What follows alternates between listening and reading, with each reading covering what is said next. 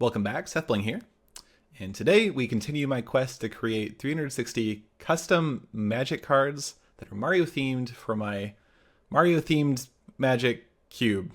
So I'm designing 360 cards that you'll draft is the idea. If you haven't seen my initial video on the subject, that'll explain everything. There's the link in the video description. But let's just get right to the cards. And today we're going to have, I think it's something like 17 or 18 cards. And there's going to be a lot of Spook cards and some Architect cards, then some other random cards that I've designed. So let's start off with Cloud of Ghosts. This is sort of like a build-around card for the Ghost House part of the set, which is kind of like one of the 5 strategies that you'll be into. So Cloud of Ghosts as an enchantment, when it enters the battlefield, put up to 2 cards from your hand onto the battlefield face down. Any face down card acts like a 2/2 that's on the battlefield acts like a 2/2 creature. This putting cards onto the battlefield face down is part of the set, and you'll see that very soon how that synergizes. Note that this doesn't say any way to turn the card face up, but we'll get to that in a sec. Face down creatures you control get +1/+1. So on its face, this is a 5 mana card that sort of spends 3 of your cards to make 2 3/3s. So 6 power and toughness for 5 mana is okay, but when it requires 3 cards, requires you to use up 3 cards to do it. It's not that great. But let's get to some other cards that give you a reason to do that. So this Spook mechanic is the big reason. So Urgent Possession, another big build-around card for the Ghost House part of the set. Urgent Possession, enchant creature or vehicle you control enchanted permanent. It has haste. It has this Spook mechanic. So Spook says you may cast this card face down as a 2/2 creature for 3. When this creature dies while face down, exile it. You may cast it later from exile for its Spook cost. So you play Cloud of Ghosts, you play Urgent Possession face down. When that creature dies, you then have this sort of, you basically get Urgent Possession back in your hand as something you can cast for 5 mana, which is even better than casting it for 7 mana. So it's very synergistic between Cloud of Ghosts and all these Spook cards. This is just like a really strong ability to have in a limited environment, in like a draft environment. Yeah, I mean, there's not that much to say. This is actually a combination of effects that I don't think Wizards of the Coast has printed. So one thing to note is that if you steal a tapped creature, it gaining haste won't really do anything for you. But if you steal an untapped creature, you can attack with it right away. Anyway, let's move on. Slammer, another Spook synergy card. This actually has synergy with Spawn, which is the Bowser Shards mechanic for the set. So it's a 2/1 for 2. Whenever you cast Slammer or another spell from exile, Slammer deals 2 damage to target player.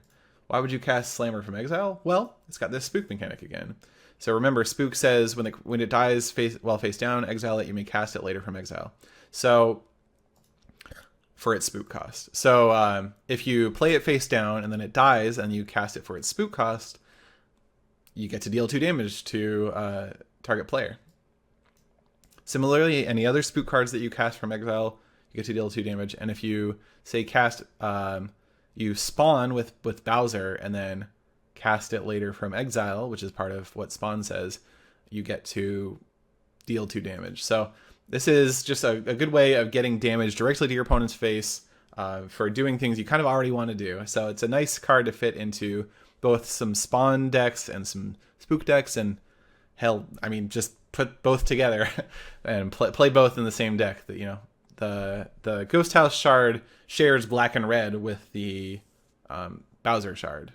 So it's pretty easy to play a bunch of Spook and Spawn cards in the same deck. Should Have Stayed Home, another Spook card. It's not a creature, it's not even a permanent, but it still has Spook. So that's something you can do with Spook that you can't do with Morph, which is what Spook is sort of based on. So this is a 2 mana destroy target creature that was dealt damage this turn, or Spook Black. So the way you can play this is you play it face down as a 2/2, you block your opponent's really big creature, and it dies, and then immediately you can cast it for its Spook cost, since it's an instant, and kill that creature. So you can trade for a really big creature with this. I did some playtesting with these cards, by the way, and it's it really feels like you're in a ghost house when you're fighting against a creature with or a player with these cards, because they have a bunch of 2/2 cards and like you don't know what any of them are. Some of them might be really sweet cards. Some of them might not even be cards with Spook if they're playing cards like Cloud of Ghosts. Yeah, so it really just like feels like you don't know what's around the next corner. You don't know which door to go through. If you have like a spell that you need to you can use to kill a creature, you don't know which creature to point it at because they're all face down 2/2s. It's got some like it makes the game feel like you're in a ghost house, which is something I was kind of going for, but I didn't know that it was going to do that quite as much as it did, and that was really cool for me to experience that. Fish and Boo is another kind of similar like card that can kill a creature. So it's 3 mana for a 1/1. One thing I should have said about Slammer is that you get a lot more value if you cast it face down and then cast it as, for its Spook cost, because you get to deal 2 damage, you get an extra 2/2 that you can, sacrifice or block with in combat or attack with. But it still might be worth it to just play it on, like you might have a lot of 3 drops because all your cards with Spook you can cast for 3. And so playing it for 2 mana is a way to curve out and still get value from your other Spook cards. So I think there's like good reasons to cast it both face up and face down. All right, so sorry, let me get back to Fish and Boo. So it's another Spook card. At the beginning of each combat, up to 1 target creature attacks this combat if able. It's got Death Touch and Flying. So basically during your opponent's turn, you can make them attack with the creature, and then you can block it with Fish and Boo. And so this is kind of like a pseudo removal spell.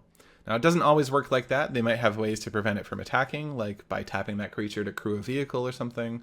But it's a pretty strong effect. And it's a way of getting one of your opponent's creatures to be tapped down, which is actually relevant for some other cards in the Ghost House part of the set. And this got Spook. So yeah, no, pretty straightforward. That part, I guess. Boo, another Spook card. I'm trying to put Spook on a lot of these ghosts. So Boo is, it's the classic ghost from the Mario games. If you look at it, it gets shy and it stops. If you turn away, it'll come and attack you. And so that's exactly what this Boo does. It's got Flying. Boo can't attack if defending player controls an untapped creature. And so this has synergy with cards like Fish and Boo, where you don't want your opponent to have an untapped creature, so you can force one of their creatures to attack. And if they only have one creature, then it'll tap down their only creature, and Boo will be able to attack in. So there's some synergy there, for sure. It's also just a fine blocker. Boo, 2/2 for 1 mana is, and flying is quite good. It's not as good if you can't attack with it, so it's helpful to have some enablers for that. And also, he's really good at crewing vehicles, because he doesn't need to attack in order to tap in order to crew a vehicle. So also sort of interesting, it has different colored regular costs and Spook costs. So yeah, if you really want to attack with a 2/2 but you think your opponent's going to have untapped creatures, cast it for Spook. Why not? Spirited Away, another Spook card. This is just like this actually has something interesting to it. So it's destroy target non-spirit creature, which is a really powerful effect. I mean, obviously there are some spirits in the set, but if you're, drafting a lot of those spirits, then a lot of your opponent's creatures are not going to be spirits.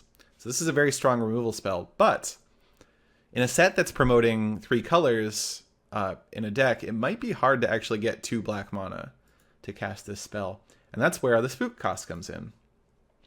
So you can play it face down as a 2/2, and if you only have 1 swamp, you can get it to die, and then you can use that 1 swamp to cast this for its Spook cost. So sort of like a nice benefit of casting it face down is that, you can cast it even if you might not be able to cast it for its main cost.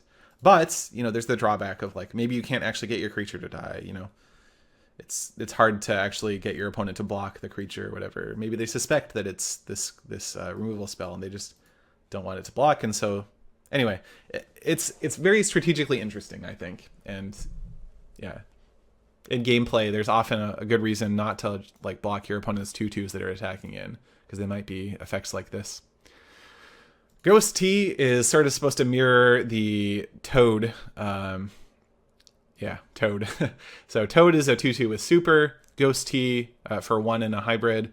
Ghost Tea is just the ghost form of Toad. He's a fungus spirit. So he's a 2/2 with Spook. It's like a mirror. It's sort of weird because like you probably want to cast this for its Spook cost in order to get the value of having 2/2/2s. It's not usually that great to spend 2 mana for just a vanilla 2/2, but again, if it's on curve, it could definitely be worth it. If you know that you're going to be casting spells for your next few turns, it's flexible, and you could just, you know, get a 2/2 down. So, yeah. Guiji. So this is sort of like a boss of the Ghost House Shard. He's also a legendary ooze, which I think they haven't printed any of, so this could be a commander. Not that this is, you know, supposed to be in any set other than, or supposed to be played with any cards other than these cards. But also, I tried to make him a Morphling variant. So Morphling is a card, like a really famous card, and they've made different Morphling type cards. They all have this ability or something very close to it. And then they also have 3 activated abilities that cost a single colored mana. Now this is a little bit different because it's 3 colors. And oh yeah, they all also, well, anyway, no, that's not true, but it's 3 colors, and so there's 1 activated ability of each color. The Morphling cards also have 1 ability that protects it, 1 ability that sort of acts as like evasion, and then 1 ability that's sort of a flexibility. And so we've got an evasion ability, Guiji can't be blocked this turn. Then a protection ability, put Guiji from your graveyard or exile on top of your library. Guiji in the Luigi's Mansion games is a copy of Luigi that can like squeeze through metal grates, that sort of stuff, and so can't be blocked. Makes a lot of sense. It can also always be like reformed. Like even if Guiji dies, you can always bring him back. And so no matter what, even whether it's a graveyard or exile, you can always bring Guiji back. And then this ability, Guiji has a vacuum that sucks up ghosts. It's kind of like a staple of the Luigi's Mansion games, and so this is supposed to mimic that, and it's also synergistic with the rest of the ghost cards. Target player must attack with at least 1 creature this combat of Fable. So this ability does a couple things. One is, again, it might let you tap down your opponent's creature so you can attack with Boo, but also it makes your opponent's creature attack so that like maybe you want to trade away some of your face down Spook cards and get the actual spell behind them. This lets you trade off those creatures in combat and get extra value. So this is very synergistic with the rest of the cards in the set. Let's see. So for 3 mana every turn, you can make it so he can't be blocked, and then pump him too. So you can get 5 unblockable damage in, which is pretty strong. Yeah. I think that's all I have to say about this. This is like a pretty complicated card, but it's got a nice package. Or it is a nice package. Yeah. Corespot is similarly to Guiji. Guiji is kind of a build around for a really powerful card for the Ghost House Shard. It's a really good reason to be in that Ghost House Shard and all 3 colors of that shard. Corespot is the same thing for the Mario Maker set of the part of the set. So it's in all 3 colors of the Mario Maker part of the set. It's a 4/4 with Trample and Vigilance. This Architect ability is really where it's at, though. At the beginning of your upkeep, if there are 4 or more card types among permanents you control, that's the Architect requirement. Basically, Architect is supposed to mimic like you're building a level. And so once you've got 4 or more card types among permanents you control, you've like completed a level. Anyway, if you have Architect, reveal the top card at the beginning of your upkeep. You reveal the top card of your library. Corespot gets +X/+X until end of turn, where X is that card's converted mana cost. Then put the card into your hand. So every turn, if you have Architect, you get to draw an extra card, and that in itself is really powerful. But also, sometimes Corespot will get real big, and as a Trampler with Vigilance, that's pretty sweet. So this is a way of closing out the game in the late game once you have Architect, which is a really important part of what Architect needs to do, since it often wants to kind of stall out the game a little bit early in order to have time to get Architect.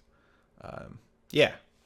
So Corespot, really strong card. It costs 6 mana in 3 colors, so you're sort of rewarded for doing all that. But next up, we have another sort of build-around card for the Architect Shard.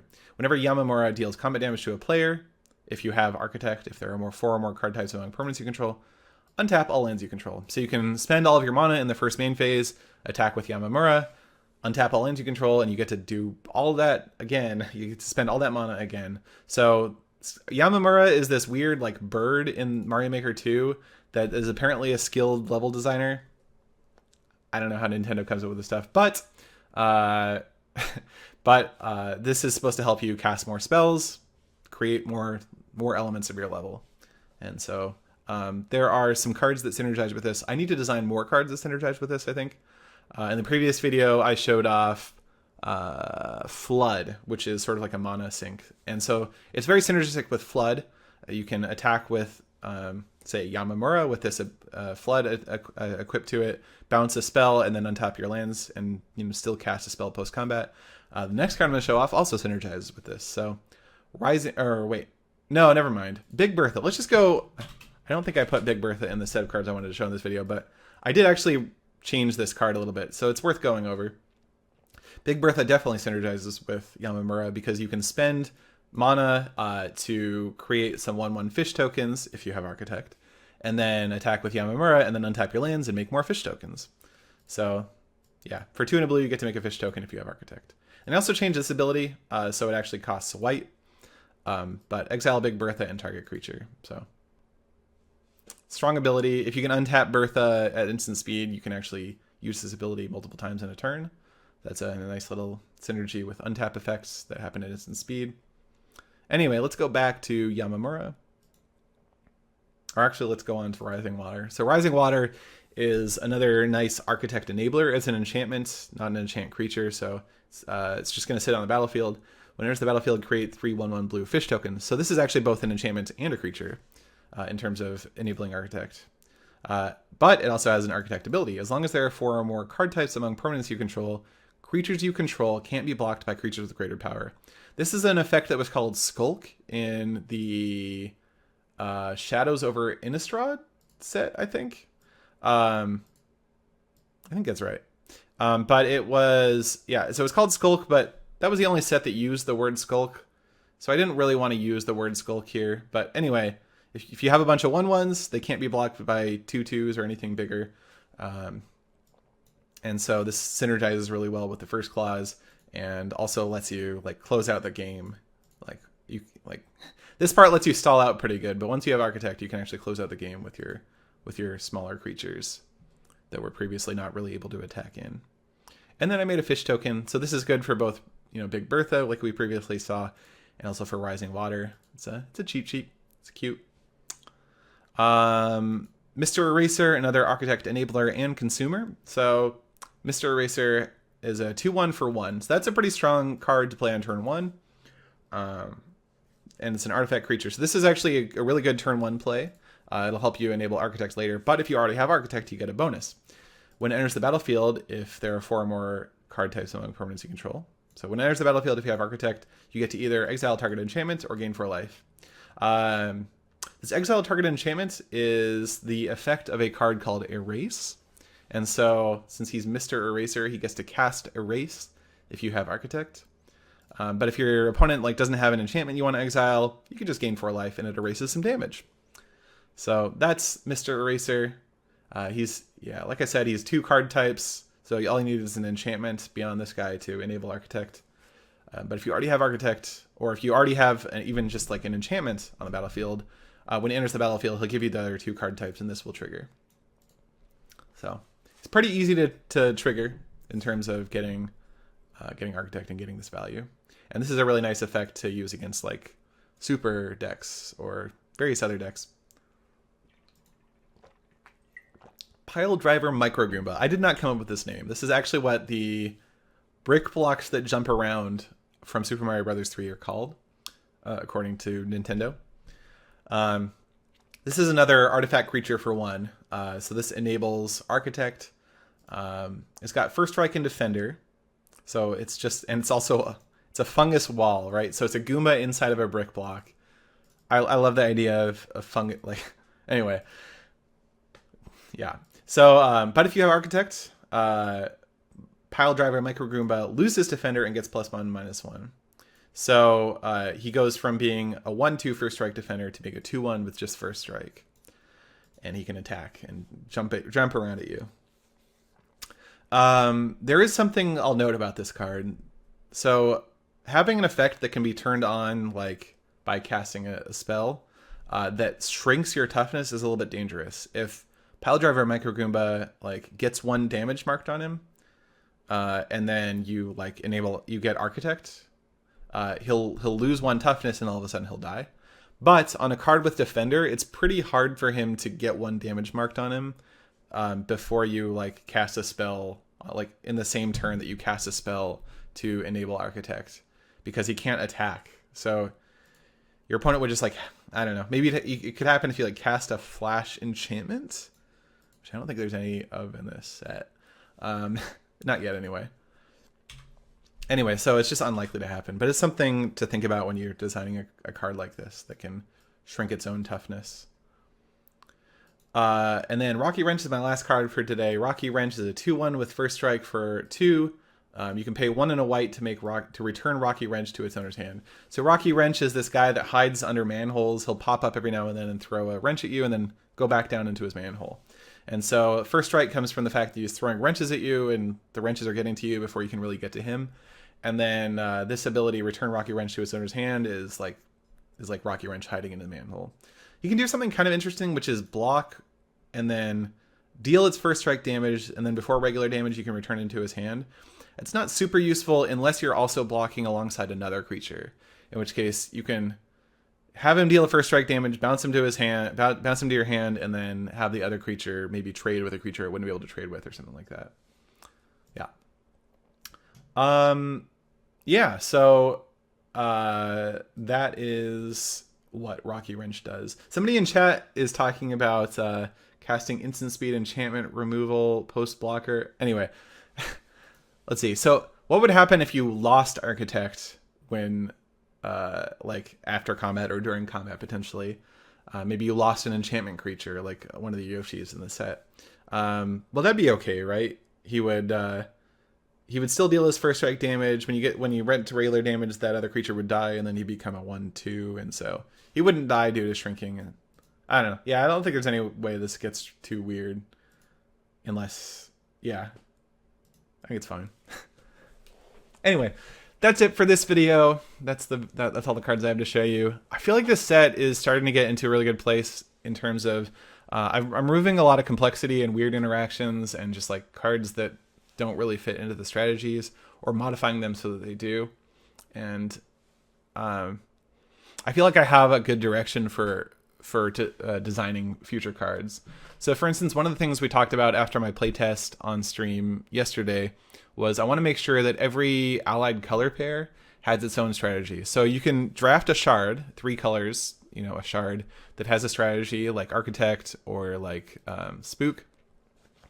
Or you can draft an allied color pair and that has its own game plan. Like Slammer kind of represents that, where you want to cast a lot of spells from exile in black-red, or sacrifice a lot of your spawn tokens for good effect. So like black-red does that sort of thing, or like green-white is sort of like a mid-range value deck maybe, where like in the mid game you're playing efficient spells and your opponent's aggro creatures aren't really able to attack in, but you can still attack them, and you're getting extra cards maybe, and yeah, anyway.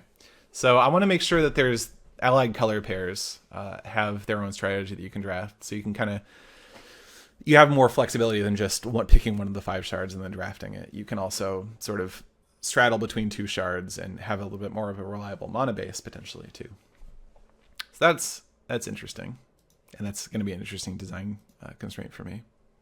Anyway, if you want more of this, there's a Reddit for Mario the Gathering, reddit.com/r/Mario the Gathering. There's also, if you just want to participate in the design process, I'm streaming on Twitch and doing a lot of my design on Twitch, and viewer feedback is really helpful. So check me out, twitch.tv/SethBling, and join some streams. That's about it. Thanks for watching.